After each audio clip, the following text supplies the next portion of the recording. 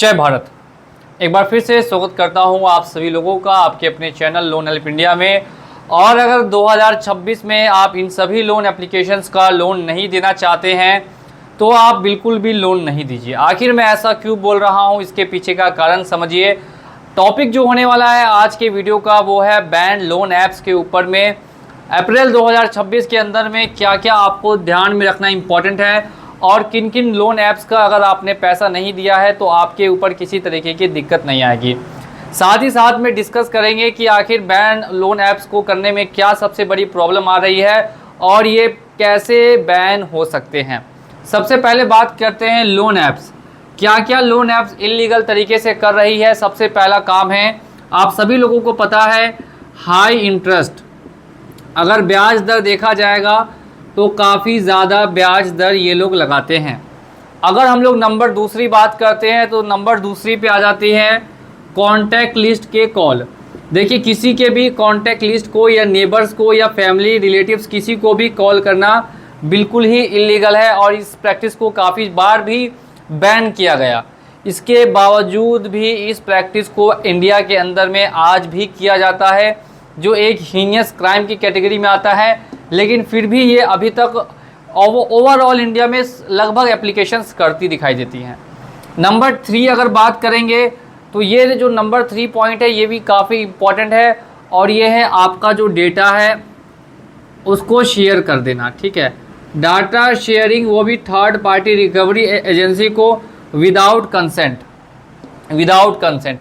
कौन कौन सी ऐसी एप्लीकेशंस है जिसका मैं नाम लेने वाला हूँ, लोन इनका दें या ना दें आपको बिल्कुल फ़र्क नहीं पड़ेगा। मोबीक्विक, हैशटैग मोबीक्विक को बैन कर देना इम्पॉर्टेंट है। मोबीक्विक में इन तीनों क्वालिटीज़ को देखने के लिए मिलती है। अगर बात करते हैं क्रेडिट व्यू, लोन नहीं भरिए, कोई दिक्कत नहीं है। अगर आप लोन नहीं भर पा रहे हैं आगे भी मत भरिएगा, कोई दिक्कत इन सभी एप्लीकेशन से नहीं आने वाली है। जो करना है करने दीजिए। 1 महीना 2 महीना ये लोग उछलते हैं, 2 महीने के बाद ये उछलना बंद कर देंगे। जैसे जैसे समय बीतेगा इनकी पावर ख़त्म होगी, आपको परेशान करना, आपको कॉल करना, आपको मैसेज करना बंद कर देते हैं। नेक्स्ट अगर बात करते हैं, सबसे बड़ी एप्लीकेशन है जिससे काफ़ी लोग भी परेशान हैं, इसका नाम है एम पॉकेट। एम पॉकेट का भी लोन अगर आप नहीं देंगे किसी तरीके की दिक्कत नहीं आएगी। ये तीनों मोस्ट वांटेड की कैटेगरी में है, जिनके ऊपर अगर तुरंत में बैन नहीं लगाया गया तो आगे भी यही होगा जो 2025 में हुआ है। और आखिर 2025 के डेटा क्या बता रहे हैं? 2025 के डेटा यही बताते हैं कि इन तीनों चीज़ों में, इन तीनों एप्लीकेशन को टॉप पे रखा गया है। लगभग आपको 40,000 से ज़्यादा कंप्लेन आई है। कितनी? 40,000 से ज़्यादा कंप्लेन आई है। किस चीज़ को लेके? कॉन्टैक्ट लिस्ट के कॉल को लेके। और रिस्पॉन्स क्या रहता है साइबर सेल से? साइबर सेल का सीधा रिस्पॉन्स है कि इनके खिलाफ सारे सबूत हैं, लेकिन फिर भी गवर्नमेंट एक्शन नहीं हो रहा है। Government action is needed.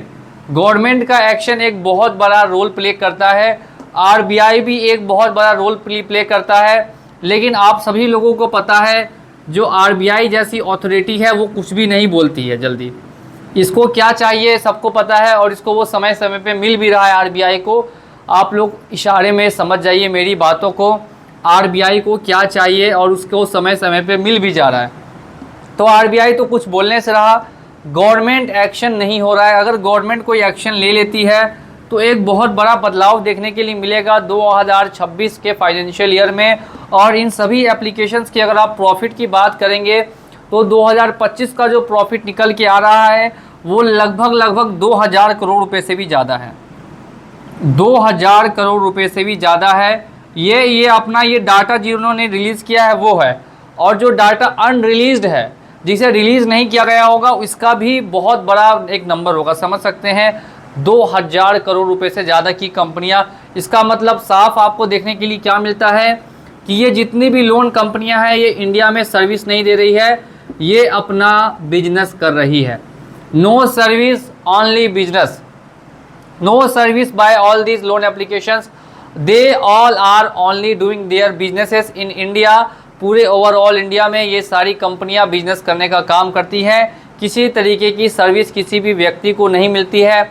आम व्यक्ति परेशान हो रहा है, लोन के ट्रैप में फंस रहा है, बहुत ज़्यादा इन्फ्लेशन है, लोन पे लोन लेते जा रहा है, लेकिन इन सभी कंपनियों को कोई फ़र्क नहीं पड़ता। वो अपनी जो हीनियस प्रैक्टिस है उसको कंटिन्यू कर रही है, घिनौनी हरकतें कर रही है, ताकि लोगों का जो मेंटल स्थिति है उसे हम ज़्यादा से ज़्यादा ख़राब कर दें। उनको कस्टमर से कोई लेना देना नहीं है। तो ऐसी सिचुएशन में क्या करना इम्पॉर्टेंट है? ऐसी सिचुएशन में आप सबको यूनाइट होना इम्पॉर्टेंट है। यूनिटी इज़ वेरी इंपॉर्टेंट, ठीक है। सेकंड क्या है? सेकंड ये है कि फियरलेस बनिए, क्योंकि जितना आप लोन नहीं दे के गलत कर रहे हैं उससे काफ़ी ज़्यादा ये कंपनियां ऑलरेडी गलत कर रही है।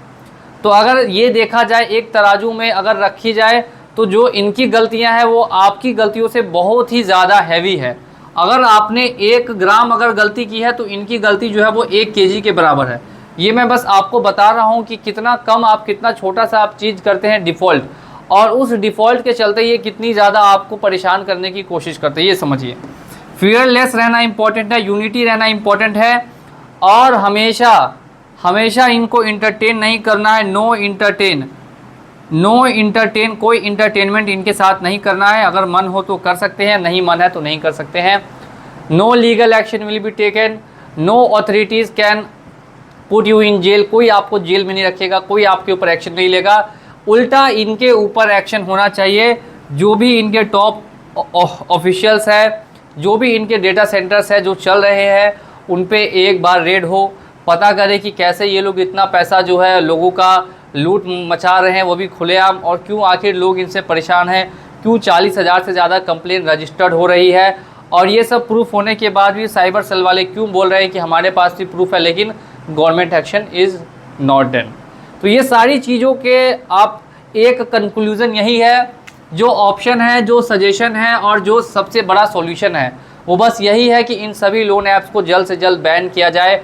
और अगर बैन नहीं किया जाएगा तो आने वाले समय में ये एप्लीकेशंस और ख़तरनाक तरीके से लोगों को परेशान करेंगी ही करेंगी। ये मुझे 100% पता है। इन एप्लीकेशंस का जो मैं रुख देख रहा हूँ पिछले 5-6 सालों से, वो दिन ब दिन और ज़्यादा ख़तरनाक होते जा रहा है, क्योंकि इनको पता है खुलेआम छूट मिली हुई है। 2026 में जो गाइडलाइंस लागू हुई हैं अप्रैल के महीने में, उसका भी कोई बड़ा फ़र्क इन पे नहीं देखने के लिए मिलेगा। ये बिल्कुल ही निश्चिंत होकर अपना काम करती रहेंगी। बहुत बहुत धन्यवाद वीडियो को देखने के लिए। अगर आप इस मुहिम को सपोर्ट करते हैं कि एप्लीकेशंस को बैन होना चाहिए, तो कम से कम वीडियो को लाइक करके वीडियो को शेयर कर दीजिए और चैनल को सब्सक्राइब कर दीजिए। मिलूँगा अगले वीडियो में बहुत ही जल्द। जय हिंद, जय भारत।